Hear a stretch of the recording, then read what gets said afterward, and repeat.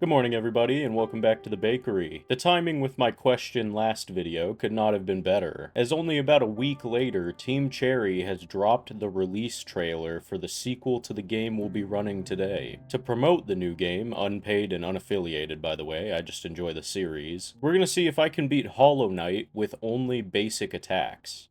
Buckle up for the sweetest ride and prepare to have your mind blown wide. Now, as I said, Team Cherry announced last week, today for me at the time of writing this part of the script, that their long-awaited sequel, Hollow Knight Silksong, is coming out September 4th. If you're like me and my friend, you instantly became fired up and excited. And seeing as Silksong is the most wish-listed game on Steam, I'm assuming a lot of you are like us. Anyway, free advertising over, what exactly do I mean by basic attacks?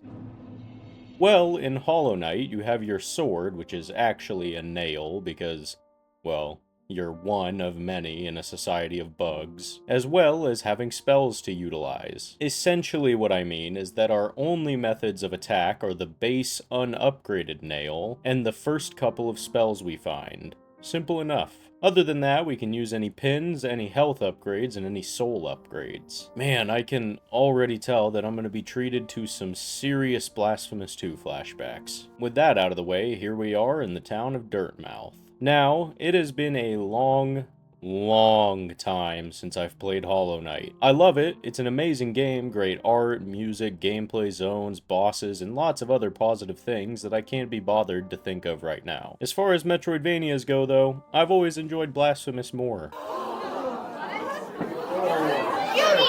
I don't know why. Hollow Knight just isn't as replayable to me.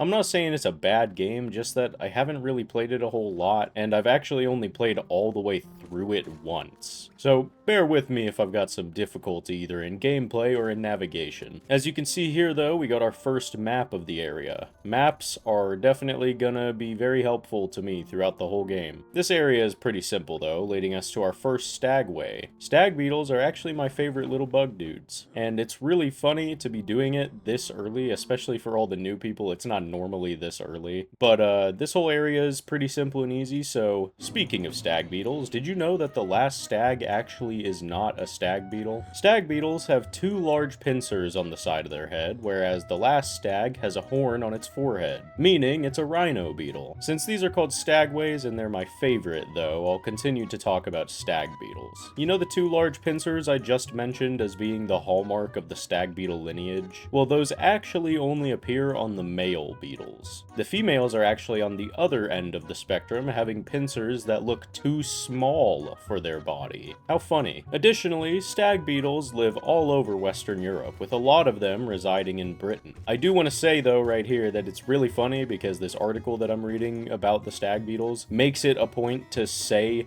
not Ireland. They really hammer it home. Stag beetles actually only emerge after 3 or 4 years of being underground. Something even more interesting is that after a male and female mate, the female goes back to lay her eggs in the burrow she came out of. So I suppose if you know where a female stag beetle came from, I guess, then you're gonna know where the rest of the family is gonna come from. Finally, stag beetles are completely harmless to people, which makes the fact that we are a direct extinction factor to them even more sad. Not everywhere, but in many areas of the UK, stag beetles are considered an endangered species. So if you'd like to help keep Mancake's favorite bug around, please donate to the World Wildlife Fund in the description and support their animal conservation efforts. Now that all the animal cookies have been eaten and our first boss has been crushed, we meet the shaman. Probably my favorite NPC in the whole game, to be honest. I love the aesthetic and the fact that it's a snail. A very kind snail who gifts us our next method of attack, the Vengeful Spirit, also known as the other of our only two offensive moves, which we use to eliminate a pest for our new friend and grab ourselves an FP booster. Thank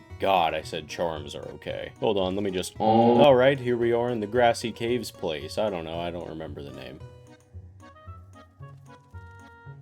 Here's Hornet though, the protagonist of Hollow Knight Silksong, the sequel I'm doing this whole challenge to promote. And let me just say, those who know. Sweet, another map. They aren't like awful to have now. I just wish I had the compass pin already. If you can't guess why I want that, then I don't know if you're old enough to be watching my video. So far, game's been easy. It is to be expected, certainly. I mean, these are very early game areas. But our nail isn't that bad, even against the tougher enemies right now. Money. Shiny rock money. And Zote, looking like he could be our grandpa. I'm gonna be completely honest with you guys, if you haven't picked up on it by now, I really just don't know how to narrate this video. That's always my problem with introducing a new game to the channel, because I have trouble finding a balance between jokes and explaining the progression of the game for anybody who hasn't seen it. And the first video of a new to the channel game always ends up being really boring, in my opinion. Regardless of my personal woes and gripes though, here's Hornet, as we finally caught up to her. Man, it was really close in the beginning there. Hornet almost broke her at our first death. I locked in though, and with eyebrows furled, fourth chin jawline snatched, and cheeks clenched, we squeeze out a victory. One that finally affords us a dodge, which I'm a little more than excited for, definitely. Having made it to the Lake of I don't know. We meet my friend Cairo's original channel brand, Quirrell. Personally, I like the more quirky characters of the game, like the Snail Shaman and the Map Beetle guy, but Quirrell is cool too. I've got good news though. Remember that compass I mentioned earlier? Well, I found a Stagway, and I remembered on the surface we can purchase that pin, as well as the quill to add onto our map. Sweet. To top it all off, this even means we got to talk to the baddest bug in all of HallowNet. There goes an optional boss, I think. I don't remember all the bosses in this game. In truth, a joke for my American viewers, I'm feeling like the last two presidents that we've had, and that's to say I'm feeling forgetful, and it's just reinforcing my feelings that people over the age of 60 should not be able to run for political office. Ah, here we are, Fog Canyon. And after making our way down, I'm reminded that this game actually has a banking system. I wish more games had that. In this location's Stag Station, though, we meet Quirrell once again. Open the station and get our next map. Oh my god, I forgot about these guys. I think they might actually be my favorite enemies in the whole game. I love their design, colors, sounds. They're pure fun. If not them, then definitely the Moth Knights. They're super cool too. Here's a new charm notch though. Now we just need more charms. Oh, I forgot about Cloth. Cloth is another super awesome character that I love. And he or she? I'm gonna say she, warns us about the Mantis Society just below, where I am completely expecting to garner our first death. All I remember about them is the Mantis Lords being my first actual roadblock for my first playthrough. So, I don't have very high hopes here. Speak of the devil, here we are, the Mantis Village. We haven't died yet, but I am certainly starting to feel the effects of using the base nail. These enemies are getting tougher. We do get the wall jump here, though. Ooh. Here's the Dash Master pin. It shortens the cooldown between our dashes, but at the cost of 2 pin slots instead of 1. Meaning, for now, we need to forego our compass. But it should hopefully prove to be a better decision than staying together with my second wife of 10 years. Shove that in your pie hole. Here they are, though, the Mantis Lords, and boy, am I nervous. I'm practically shaking in my boots, pissing my pants. Oh my god. That was insane. I was expecting to have improved since the last time I played this game was like, I think 4 or 5 years ago, but I was not expecting to first try these guys. It did certainly get hairy though near the end, but the run is still deathless at this point. So let's continue, as the band from SpongeBob's Birthday would say, going down, down, down to the bottom of the deep nest. Oh, and we're already here actually. Huh. That was really easy. Which means, though, that after we grab the tram pass, we get to take a bit of a ride to the City of Tears. Hell yeah. We may or may not have almost bit it here and ruined the deathless streak we've got going, but I put a stop to that real quick. Then it's cutscene time with Bad Buggy Hornet. After getting this map and opening this Stagway, I'm done recording for today. I think we made good progress. I can't really tell. I don't remember where about the halfway point is, so, you know. Day 2, Electric Boogaloo. After consulting my Hollow Knight friend Cairo, he reminded me that Soul Sanctum is optional. So you know what that means. Skin. Alright, after grabbing this simple key, here we are in the waterways. Hands clasped together, thanking God for Cairo right now. I'll consider this payment for when I guided you through Dark Souls 3. Oh my goodness, Tuck! I love the Hollow Knight character design so much. I mean, look at this guy. Also, I forgot that you can actually swim here until I fell in. Look at my little legs. This game's got a great art style, which I will die on this hill, and I'm sure a lot of other people will. A great art style is far more important than high graphical fidelity. You could have something looking like the newest Call of Duty, or like Death Stranding 2, where it looks super real, but I will always, always take a game like Twilight Princess, Blasphemous, Hollow Knight, anything like that that has a gripping and unique art style. Where was I in my script? Oh yeah, god damn. We just barely survived there. That almost ended our deathless streak. I hate moving through the waterways. After we got this map, though, I can't remember where the ground pound ability is. So we can't have this bench yet. It's not like it matters, because I've decided we'll just fight Dung Defender anyway. He isn't a really hard fight, not a very big move pool, highly telegraphed, and easy to avoid. The only takeaway I have from this is, holy cow, I am really starting to feel the effects of the unupgraded nail. Just that super easy fight took forever. Now, though, we get to go to my favorite area in the whole game. Ooh, locked. Oh, gotta shell out more cash. Get it? Because we're a bunch of bugs. Oh, yeah. We gotta rescue the shopkeep first. So we kill the Gru's mother, buy another notch so we can have the compass equipped too, and find... Why did I write Gru's? What's his name? Sly. Finally getting to buy a key from him and heading to my favorite area in the whole game, the Crystal Peak. This isn't the Crystal Peak. So, after a little bit of my own research, Cairo lied to me like the bastard he is. And I've discovered that the Soul Master is actually a necessary boss. So, it looks like we're doing that. Oh, there's our first death. And it wasn't even to a boss. It was to some mini-boss. It was a good run, I guess. I was hoping this would be the first flawless challenge, but that's yet to happen. Whatever, soul regained, mini-boss slaughtered, and Soul Master's domain entered. Easy fight, yet another boss adding to our list of first try- Oh, crap. There we go, okay. I forgot there's a fake out, but we still first tried it. Since this is the starting version of Desolate Dive 2, I think we're allowed to use it for offensive reasons. Even though I'm most likely not going to do that anyway. I just wanted the option, kind of, and also because it's kind of hard to get out of this arena without killing things with it, so, you know. Onward, back to the waterways to continue our journey. Bench open, maggots traversed, and junk pit discovered, which I realized we didn't even need to do. Whatever though, now it's actually finally time for my favorite area. Before that though, we take the tram to the Forgotten Crossroads to discover the Dreamers and obtain the Dream Nail. This section totally didn't get thrown into the script in a rush because I stumbled across this part while looking for the entrance to the Crystal Peak. Speaking of though, here we are. While I do adore this area, I still have the issue of not remembering where to go. So let's see how quickly I can move through here. On another note, all the enemies I'm facing are beginning to regularly take 4 or 5 hits to kill, so the old nail is very rapidly being outpaced. Here's the map man though, found a couple minutes after I told Cairo about how I wish the knight would scribble down what you've already moved through without having to buy the whole map at once. Kinda like how he pens the rooms that aren't on the map after you discover them. Regardless, it was a close fight, but down goes the Crystal Guardian for now. We do some platforming and reach, if I recall correctly, our final necessary movement ability, the Crystal Heart, letting us do this fun little maneuver back to the waterways. Whee! Here we are in Isma's Grove, just for this, Isma's Tears. Now we can swim in acid, a vital resistance for moving forward. See, because we can swim under this thorn bush. Is this necessary? To be honest, I have no idea, I don't remember. We're done for today though, I have stuff I have to do. I lied, it's mancakes a couple hours later. Let's continue on, I want to at least collect the last necessary movement ability by the end of tonight. Into the void!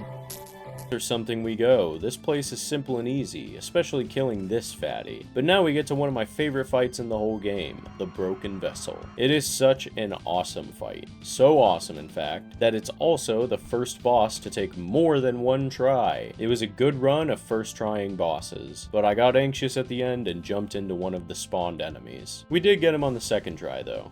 God, that fight is so cool. And we even got the double jump out of it. Oh, yeah. All we need now is the Shade Cloak. Through the aid of Cairo, once again, I was reminded about this being a false wall. One that I absolutely would not have remembered on my own. No way in hell. We edge the kingdom, though, and make it to the next Hornet fight. Hornet 2 is the first place we really had trouble. And I won't lie, she was packing my ass up. Not even that, that's putting it too lightly. She was straight up beating my ass hard. I mean, really. Yeah, I was getting beat up by a girl, I'm not afraid to admit it, but I kept on kepping on and we emerged victorious after something like 12 tries, as any 1950s husband should. Christ though, if our nail was upgraded, that fight absolutely would have been a one and done. But you know, that's kind of the whole point of the challenge. Just like that, boom, the King's Brand. Meaning, we can open this door, head into the abyss, and grab our final movement ability. After being imbued with the essence of the abyss, here it is.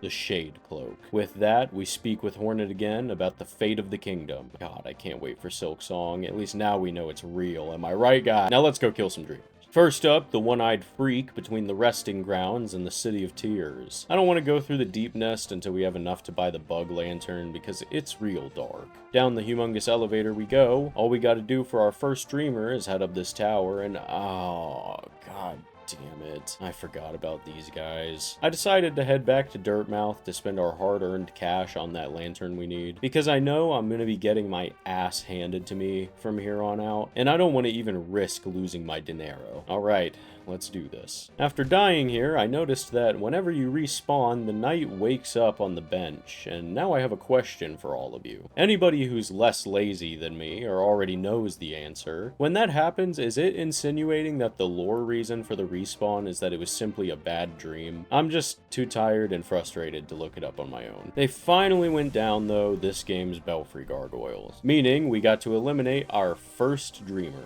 On to the next. Since I preemptively bought the lantern the way I did, that means we can head through the deep nest next. On the way there, we also got another mask shard, being the last one we needed to afford us a new heart. Awesome, and I just realized the recording was paused. I mean, you can see where we got it and how many hearts we have, just use your imagination. We may not be able to upgrade our nail, but by God, I will absolutely be upgrading our health by this point because it has been a, well, I'm sure you can tell what kind of show it's been. Oh my goon, it's us! I'm gonna chase you down, you little bastard.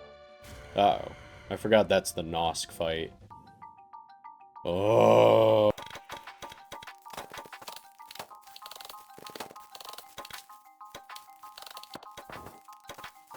Alright, there we go. Take a bit of a rest here and wait.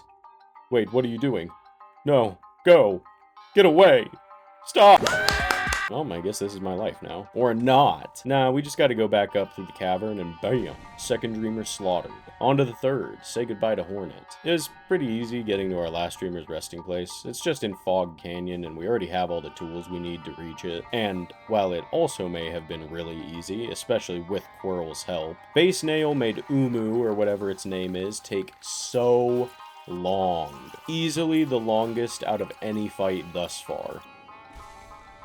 However, that does mean we got to take out the final dreamer. And that means all we have left is the Hollow Knight himself. Because you already know damn well I am not fighting the Radiants. No way in hell am I doing that ending. So we head into the Black Egg to face our final confrontation. And it's almost 1 in the morning and we've done 3 attempts at this point. So I've decided I'm done for tonight. We are a week out from when the video needs to come out. I have the whole video to edit still. I can't do this right now.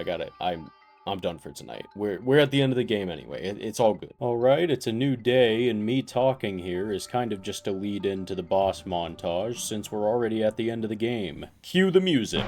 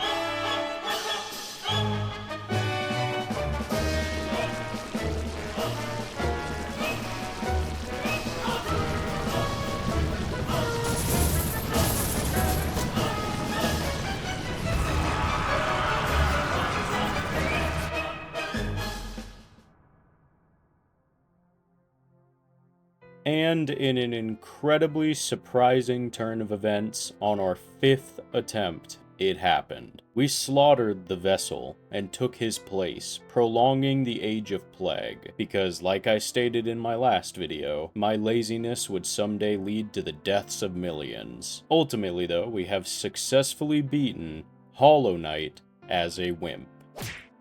This challenge was a lot of fun. I forgot how fun Hollow Knight really is, and I'm actually probably going to start a new personal playthrough after I'm done editing right now. I would totally do more Hollow Knight challenges, and I'm absolutely going to run Silksong after I get a personal playthrough finished. You probably don't need me to tell you this, but make sure you check out Hollow Knight Silksong when it releases next week on September 4th. Visit the World Wildlife Fund and donate to animal preservation efforts, and let me know in the comments what challenges you'd like to see. Otherwise, I hope you enjoyed this video, because that's all I have for you today. So, as always, have a fantastic day.